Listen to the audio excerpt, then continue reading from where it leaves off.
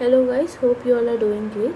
सो आज मैं लक्ष्मीकांत आपको रिवाइज कराऊंगी चैप्टर 1 जो कि है हिस्टोरिकल अंडरपिनिंग।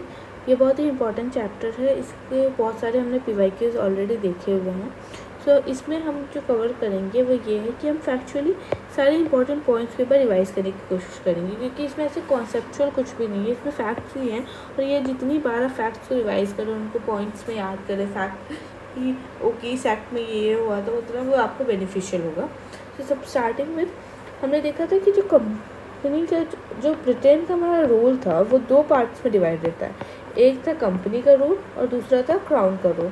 तो जो कंपनी का रोल था वो था 1757 से लेके 1857 तक। ओके, और जो क्राउन का रोल था वो 1857 से लेकर 1957 तक था। तो हमने देखा कि 1765 में ट्रीटी ऑफ इलाहाबाद के बाद जो कंपनी की पावर थी वो बहुत ज़्यादा एक्सटेंड हो गई थी। इसके लिए जो ब्रिटेन था, वो क्वीन थी, वो वहाँ पे बैठे देखी कि कंपनी तो ये जो जिस काम के लिए गई थी, जो कि था कमर्शियल, उसको छोड़ के पॉलिटिकल फंक्शंस में भी लग गई है। तो बहुत ज़रूरी है कि इनको हम रेगुलेट करें। इसलिए उन्होंने 1773 में फर्स्ट रेगुलेटिंग एक्ट डाला, जिससे उन्होंने कंपनी की जो फंक्शनिंग है उसको रेगुलेट करने की कोशिश की। So starting with regulating act of 1773, तो उसमें उन्होंने 5 मेजर चेंजेस किए। सबसे मेजर जो फर्स्ट चेंज था वो गवर्नर ऑफ बंगाल की जगह उन्होंने गवर्नर जनरल ऑफ बंगाल बना दिया, जो कि थे वॉरेन हेस्टिंग। तो इससे ये क्या डिनोट करना चाहते थे कि अब जो पहले गवर्नर ऑफ बंगाल था वो गवर्नर जनरल बन गया है। इसका मतलब क्या है कि वो अब जो पहले एक दूसरी प्रेसिडेंसी थी, जैसे कि मद्रास एंड बॉम्बे, अब उनकी सबऑर्डिनेट बन चुके हैं। तो अब ये सपोज पहले था कि बंगाल अपनी जगह पे, बॉम्बे अपनी जगह पे, मद्रास अपनी जगह पे, बट अब ऐसा हुआ है कि इन दोनों को अपना फंक्शन इसको बताना होगा कि, और ये इनका सुपीरियर बॉस टाइप का बन गया। ओके, तो सबसे पहला फंक्शन उन्होंने ये परफॉर्म किया था। फिर सुप्रीम कोर्ट का फॉर्मेशन हुआ था 1773 में, जिसमें एक CJI प्लस 3 अदर जजेस थे। फिर हमने देखा कि कंपनी को प्राइवेट ट्रेड करने से अलाउ नहीं किया। हमने देखा कि कंपनी जो थी वो तो लॉस पे जा रही थी, बट इसके जो इंडिविजुअल्स थे, जो मर्चेंट्स थे, वो बहुत ज़्यादा प्रॉफिट कमा के इंडिया से जा रहे थे। इसलिए क्राउन ने जो कंपनी के मेंबर्स थे उनको बोला कि अब से आप प्राइवेट ट्रेड नहीं कर सकते, अब जो भी ट्रेड होगा वो कंपनी का ही होगा। और जो एक उन्होंने कोर्ट ऑफ डायरेक्टर्स बैठाया था, उनको सिविल, जुडिशरी और रेवेन्यू फंक्शंस और मिलिट्री फंक्शंस परफॉर्म करने को भेज दिया।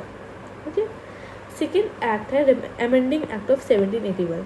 अब जब देखा कि पहले ही एक्ट में हमने इतना ज़्यादा रेगुलेट कर दिया, तो वो लोग डर गए कि कहीं कंपनी ऐसा तो नहीं है कि रिवॉल्ट कर दे या फिर अपने फंक्शनिंग करने से मना कर दे।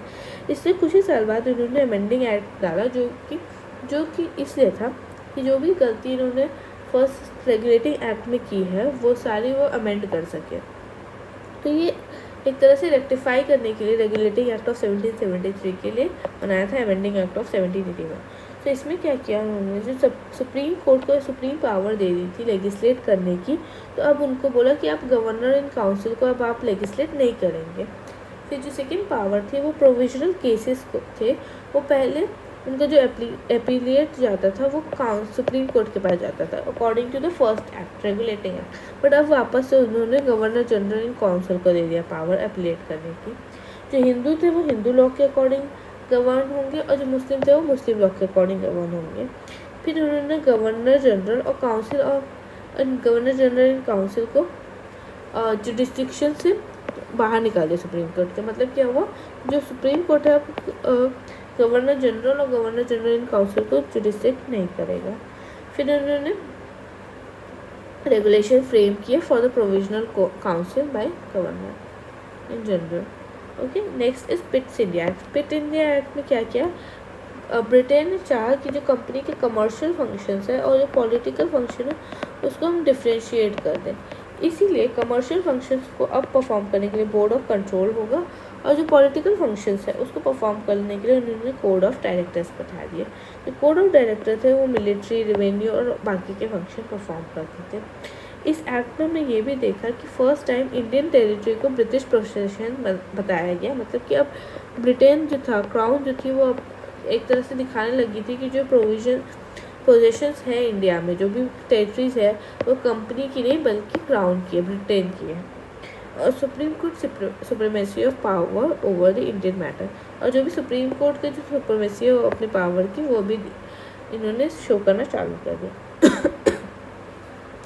फिर है एक्ट ऑफ 1786 का जो एक्ट है उसमें मेजरली इसलिए वो हुआ था क्योंकि लॉर्ड कॉर्नवालिस को हमने बोला कि आप गवर्नर जनरल ऑफ बंगाल बन जाइए, बट उन्होंने बोला कि मेरे को गवर्नर जनरल ऑफ बंगाल तभी मैं बनूंगा अगर आप मुझे 2 एक्स्ट्रा पावर देंगे। तो 2 एक्स्ट्रा पावर क्या थे कि उनको कमांडर इन चीफ भी बनाएंगे, प्लस उनके पास पावर रहेगी सुपरसीड करने की काउंसिल की। मतलब पहले कैसा था कि 4 मेंबर्स की जो काउंसिल है प्लस जो हमारे गवर्नर जनरल है, तो जो मेजॉरिटी में डिसीजन होता था वो लिया जाता था। बट इनका ये था कि मैं चाहूँगा तो मेरे जो डिसीजन है वो ओवरराइड कर सकता हूँ। मैं चाहूँ तो काउंसिल अगर चारों के चारों मेंबर भी बोल रहे हैं कि कुछ और डिसीजन लेना, पर मैं उसको ओवरराइड करके अपना जो डिसीजन है वो ले सकता हूँ। तो इसके लिए हमारा एक्ट ऑफ 1786 आया था। Okay, next is charter acts. अब 1786 के बाद चार्टर एक्ट्स का स्टार्टिंग हुआ। चार्टर एक्ट्स किस लिए होते थे? Charter act for a period of 20 years हम लोग चार्टर एक्ट्स देखते थे। सबसे पहला जो चार्टर एक्ट आया था वो 1793 का था। 1793 का चार्टर एक्ट आया था, उसमें क्या था कि overriding power extended to other governor general. So जो अभी ओवरराइडिंग की पावर दी गई थी लॉर्ड कॉर्नवालिस को, वो हमने बाकी गवर्नर जनरल को भी एक्सटेंड कर दी। Okay, the commander in chief will not be governor general until appointed. और अब जो गवर्नर जनरल है वो कमांडर इन चीफ नहीं होंगे जो कि हमने लॉर्ड कॉर्नवालिस को दिया था, बल्कि जो भी अपॉइंट किए जाएंगे वो होंगे। ओके, फिर extended the trade monopoly for 20 years. अभी भी हमारी जो ईस्ट इंडिया कंपनी है वो 20 साल तक अभी भी इनके पास मोनोपोली है ट्रेड करने की। फिर पेमेंट ऑन इंडियन रेवेन्यू, जो भी ब्रिटेन अपने मेंबर्स को यहाँ पे भेज रही थी, काउंसिल्स को, गवर्नर्स को, उनको अब इंडियन रेवेन्यू पे चार्ज किया जाएगा। मतलब जो इंडिया से पैसा आएगा उन्हीं से उनकी पेमेंट की जाएगी। No more power to governor general over Bombay and Madras, और जो कि गवर्नर जनरल ऑफ बंगाल थे उनको ज़्यादा पावर दी थी मद्रास और बॉम्बे के कंपैरिजन में। फिर आया हमारा चार्टर एक्ट ऑफ 1813 जो कि था 20 years after the 1783 act. Okay, 1793 act sorry. फिर उन्होंने ट्रेड मोनोपोली हटा दी जो ईस्ट इंडिया कंपनी की थी। मतलब क्या कि अब ब्रिटेन से बाकी कंपनी भी आके इंडिया में ट्रेड कर सकती थी। अब ऐसा नहीं है कि सिर्फ ईस्ट इंडिया कंपनी ट्रेड करेगी, बट बस 2 जगह, एक तो चाइना के साथ जो ट्रेड था उसमें ईस्ट इंडिया कंपनी का रखा, और एक्सेप्ट टी की जगह पे इन दोनों जगह पे अभी भी हमारे ईस्ट इंडिया कंपनी का डोमिनेंस था। ओके, फिर क्रिश्चियन मिशनरीज भेजना चालू कर दिया इन्होंने, वेस्टर्न एजुकेशन पे ध्यान दिया, और जिनकी ट्रेड मोनोपोली थी उनको 20 ईयर्स के लिए, जिनको अभी भी ट्रेड मोनोपोली नहीं बोलेंगे, ट्रेड करने की जो पावर थी अभी भी 20 ईयर्स तक के लिए एक्सटेंड कर दी, और इनको बोला कि आपको टैक्सेस पे करने पड़ेंगे। फिर चार्टर एक्ट ऑफ 1833 आया जिसने गवर्नर जनरल ऑफ बंगाल की जगह पे गवर्नर जनरल ऑफ इंडिया बना दिया, जिनको विलियम बेंटिक थे। इंपॉर्टेंट क्वेश्चन है ये, PYQ में भी पूछा था लास्ट ईयर ही 2022 में। ओके, 2022 या 23 में ऐसा विलियम बेंटिक वाला क्वेश्चन आया था। सो गवर्नर जनरल ऑफ बंगाल, इनकी जो पावर थी वो एक्सटेंड कर दी 20 ईयर्स के लिए। जो कंपनी का ट्रेड था वो 20 ईयर्स के लिए एक्सटेंड कर दिया। फिर सेंट्रलाइजेशन एट पीक, तो हमने देखा कि जो ब्रिटेन का रूल था तो इन्होंने चालू किया कि सेंट्रलाइजेशन करना चालू किया 1773 से, और जो ये 1833 वाला एक्ट है यहाँ पे सेंट्रलाइजेशन एट द पीक है। और उसके बाद हम जब देखेंगे कि 1857 के बाद से वापस से डिसेंट्रलाइजेशन चालू हो जाएगा, और इसी के थ्रू 1947 में हमें इंडिपेंडेंस मिल जाएगी। तो यहाँ पे हम लोग देख रहे हैं कि 1833 में हमारा सेंट्रलाइजेशन एट पीक है। ओके, फिर legislation of Bombay and Madras abolish कर दिया एक्ट, और वो जो भी लेजिस्लेशन पावर थी बॉम्बे और मद्रास की उनको बंद कर दिया। अब बॉम्बे और मद्रास के पास लेजिस्लेटिव पावर भी नहीं है। फिर recommended for open civil service, in open civil service करने का रिकमेंडेशन दिया, बट इन्होंने कोर्ट ऑफ डायरेक्टर्स ने इसको रिजेक्ट कर दिया। ईस्ट इंडिया कंपनी अब प्योरली एडमिनिस्ट्रेटिव बॉडी हो गई और कमर्शियल एक्टिविटीज़ की अबॉलिश कर दिया। मतलब इसके पास कमर्शियली कोई फंक्शन ही नहीं रहा। अब जब इसके पास कोई कमर्शियली फंक्शन नहीं रहेगा तो ईस्ट इंडिया कंपनी एक तरह से हटी जाएगी, क्योंकि हमने पहले ही देखा कि कंपनी के जो 2 फंक्शन थे उसको डिफ्रेंशिएट कर ही दिया था कि पॉलिटिकल और कमर्शियल, और जो कमर्शियल फंक्शन था वो मना ही कर दिया, और जो पॉलिटिकल था वो उसमें एक तरह से ब्रिटेन ही अपना मेजर रोल प्ले कर रही थी। फिर आया चार्टर एक्ट ऑफ 1853। इसमें एक्सटेंशन के टाइम लिमिट नहीं बताई गई। फिर जो लेजिस्लेटिव काउंसिल थी उसमें 6 मेंबर्स ऐड करके एक मिनी पार्लियामेंट बनाने की कोशिश की गई। लेजिस्लेटिव काउंसिल क्या था, मतलब कि 6 मेंबर्स की काउंसिल बनाई गई जो कि हमारे पार्लियामेंट को अभी के रिप्रेजेंट करती है। ओके, अभी जो हम पार्लियामेंट बनेंगे वो, जिनके पास पावर थी लॉज बनाने की। फिर open competition for civil service चालू कर दिया। लोकल रिप्रेजेंटेशंस भी देने लगे, जैसे कि बंगाल से रिप्रेजेंटेशन। तो जो सेंट्रल लेजिस्लेटिव काउंसिल बनी थी उसमें बंगाल से भी लोग आते थे, बॉम्बे से भी आते थे, मद्रास से भी आते थे, आगरा से भी आते थे। नहीं, अब इसके बाद 1857 में तो हमारा रिवॉल्ट ही हो गया आज़ादी के लिए। उसके बाद हमारा क्राउन का रूल आ गया। क्राउन का रूल को बोला गया गवर्नमेंट ऑफ इंडिया एक्ट 1858। इसमें लॉर्ड कैनिंग हमारे वॉइस रॉय ऑफ इंडिया बने। जो सबसे मेजर चेंज पहला हुआ, जो गवर्नर जनरल ऑफ इंडिया की जगह पे हो गए governor vice Roy of India, जो कि थे लॉर्ड कैनिंग। इन्होंने एक सेक्रेटरी ऑफ स्टेट्स भी क्रिएट की। फिर सेक्रेटरी ऑफ काउंसिल जो कि थी उनकी, वो 15 मेंबर की बॉडी थी। फिर वो उनके पास कोर्ट ऑफ डायरेक्टर्स और बोर्ड ऑफ काउंसिल्स, जो और पहले हमने बनाया था 2 फंक्शंस के लिए, कमर्शियल और पॉलिटिकल, उसको कैंसिल कर दिया। Secretary of state in council board of commercial functions perform करते थे। फिर इंडियन काउंसिल एक्ट आया 1861 का, जिसमें पोर्टफोलियो सिस्टम दिया। पोर्टफोलियो सिस्टम मतलब कि हर एक, सपोज जैसे अभी करेंटली होता है कि हर मिनिस्टर के पास अपना एक डिपार्टमेंट है, उसी तरह से पोर्टफोलियोज में उसको बांट दिया गया। फिर इस रिप्रेजेंटेशन हुआ फर्स्ट टाइम इंडियन मेंबर्स का लेजिस्लेटिव काउंसिल में। 3 मेंबर्स का नॉमिनेशन हुआ था, sir Dinkar Rao, Maharaja of Patiala and Raja of Banaras. ये 3 मेंबर्स को नॉमिनेट किया गया काउंसिल में ऐड करने के लिए। फिर डिसेंट्रलाइजेशन ऑफ पावर, प्रोविंसेस को वापस से उनकी पावर देना चालू कर दिया। तो देख रहे हैं यहाँ पे कि आप वापस से डिसेंट्रलाइजेशन चालू हो गया। न्यू लेजिस्लेटिव काउंसिल भी बनी, बंगाल की, नॉर्थ वेस्ट प्रोविंस की, पंजाब की। और ऑर्डिनेंस इशूइंग पावर दे दी किसको, गवर्नर को। मतलब गवर्नर मतलब वाइसरॉय को, ये वो अभी ऑर्डिनेंस भी निकाल सकते हैं। तो अगर आपसे पूछो कि ऑर्डिनेंस गिविंग पावर कहाँ, कौन से एक्ट से आई थी, तो वो थी इंडियन काउंसिल एक्ट ऑफ 1861। फिर बात करते हैं इंडियन काउंसिल एक्ट ऑफ 1892 की। Indian council of act of 1892 में सेंट्रल लेजिस्लेटिव असेंबली में नॉन ऑफिशियल मेंबर्स ज़्यादा थे।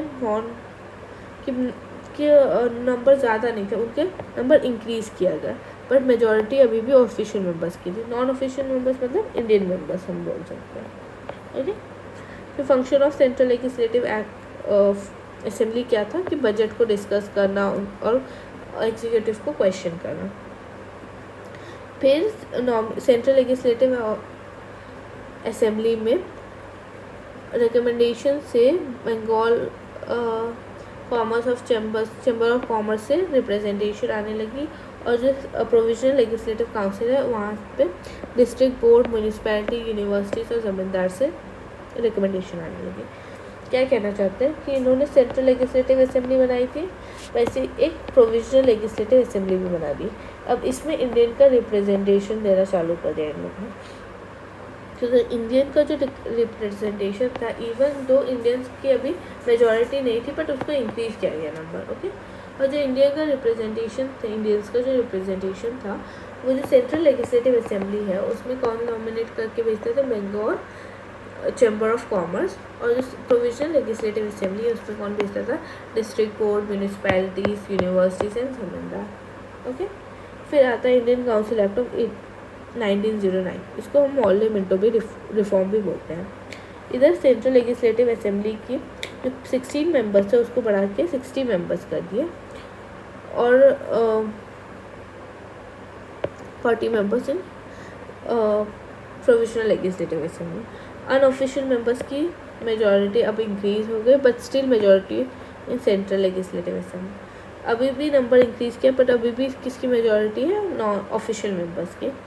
और प्रोविजनल लेजिस्लेटिव असेंबली में किसकी मेजॉरिटी है, अनऑफिशियल मेंबर्स की। India was allowed in viceroy executive councils. Indians को अब अलाउ कर दिया कि वो एग्जीक्यूटिव काउंसिल में भी आए। इससे पहले अभी आपने देखा कि पहले तक तो इंडियंस को खाली लेजिस्लेटिव काउंसिल में डालते थे, जिसका जस्ट फंक्शन क्या होता था कि वो बजट डिस्कस करे और क्वेश्चन करे, पर वो कोई एक्ट नहीं परफॉर्म कर सकते थे, वो कोई रोल नहीं प्ले कर सकते थे। बट अब हमने देखा कि पहली बार एग्जीक्यूटिव काउंसिल में भी हमने इंडियंस की नॉमिनेशन देखा, एक तरह से नॉमिनेशन था। सबसे पहले जो मेंबर नॉमिनेट हुए थे वो थे सत्येंद्र नाथ बोस। तो power to ask supplement question in budget increase, जो बजट में पहले पावर, जो उनको पास पावर थी बजट में क्वेश्चनिंग करने की, उसको भी बहुत लिमिटेड थी, उसको भी अभी इंक्रीज़ किया। कम्युनल रिप्रेजेंटेशन चालू कर दिया मुस्लिम्स के लिए। कम्युनल रिप्रेजेंटेशन क्या होता है, सपोज ये एक पॉपुलेशन है, राइट। अब यहाँ पे 70% हिंदू है और 30% मुस्लिम है। तो अब यहाँ 30% जो मुस्लिम है उसी में से कोई एक मेंबर खड़ा होगा और इसमें से जो 30% मुस्लिम वही उस मेंबर को वोट कर सकते हैं, ये 70% वोट नहीं कर सकते। मतलब एक टाइप से हमारी जो सोसाइटी है उसको डिवाइड करना चालू कर दिया। Separate representation of corporation, chamber of commerce, universities, इन सब का भी रिप्रेजेंटेशन देना चालू कर दिया। और मिंटो को इसलिए फादर ऑफ कम्युनल रिप्रेजेंटेशन भी बोला जाता है, ये भी इम्पोर्टेंट क्वेश्चन बन सकता है। Next is government of India act 1919, जिसको मॉन्टेग-चेमरसन रिफॉर्म भी बोलते हैं। इसमें प्रोविजनल एंड सेंट्रल लिस्ट को सेपरेट कर दिया।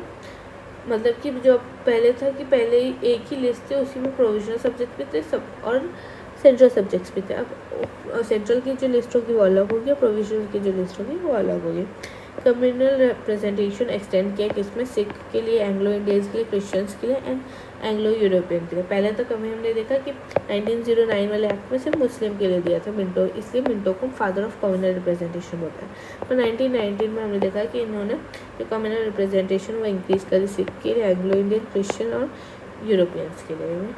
फिर प्रोविजनल लिस्ट ट्रांसफर्ड के लिए गवर्नर जनरल प्लस लेजिस्लेटिव और रिजर्व के लिए गवर्नर जनरल एंड काउंसिल्स। फिर मेंबर इन एग्जीक्यूटिव काउंसिल पहले 6 थे, उसमें से 3 इंडियन हो गए प्लस 1 चीफ कमांडर होगा। Public service commission examination start कर दी। Provisional budget was separated from central, budget में भी सेपरेशन आ गया। By cameral and direct election, मतलब upper house and lower house में डिवाइड कर दिया मतलब लोकसभा एंड एक तरह से राज्यसभा का फॉर्मेशन हो गया। Franchise to elect members who hold property, जो भी जिनके पास भी प्रॉपर्टी थी उनको वोटिंग करने का पावर दे दी। New office for high commissioner in India establish हुआ और statutory commission to be appointed for examine the work, और एक स्टैट्यूटरी कमीशन भी इनकी वर्किंग को एग्जामिन करने के लिए लगाया गया था, जिसको हम लोग बोलते हैं साइमन कमीशन। ओके, अब आता है government of India act 1935। Government of India act 1935 में पहली बार फेडरल कोड एस्टैब्लिश हुए थे। कम्युनल रिप्रेजेंटेशन ऑफ वुमेन और डिप्रेस्ड क्लास को भी मिलने लगी। डायरकी आ गई प्रोविंसेस पे, मतलब कि विधानसभा and Vidhan Parishad was removed, वो सॉरी आ नहीं गई, रिमूव कर दी गई। फिर डायरकी सेंट्रल लेजिस्लेटिव सब्जेक्ट्स, मतलब कि ट्रांसफ़र और जो लिस्ट थी जैसे कि अभी हमारे पास होती है union list, state list and concurrent list, उसी तरह से लिस्ट को भी डिवाइड कर दिया ट्रांसफर्ड और रिजर्व सब्जेक्ट्स में। 6 आउट ऑफ 11 स्टेट्स उधर लोकसभा एंड राज्यसभा का इंट्रोडक्शन हो गया। आरबीआई इंट्रोड्यूस हुआ, फेडरल लिस्ट बनी, कॉन्करेंट लिस्ट बनी, काउंसिल ऑफ स्टेट अबॉलिश हो गया, फेडरल सिविल सर्विस एग्जामिनेशन की इस्टेब्लिशमेंट हुई, plus provisional civil service examination plus joint civil service examination. 10% population eligible to vote थी। ओके, सो हियर हमने पूरा हिस्टोरिकल अंडरपिनिंग वाला चैप्टर कवर कर दिया। Hope you like this video. If you like it please like, share and subscribe. Thank you.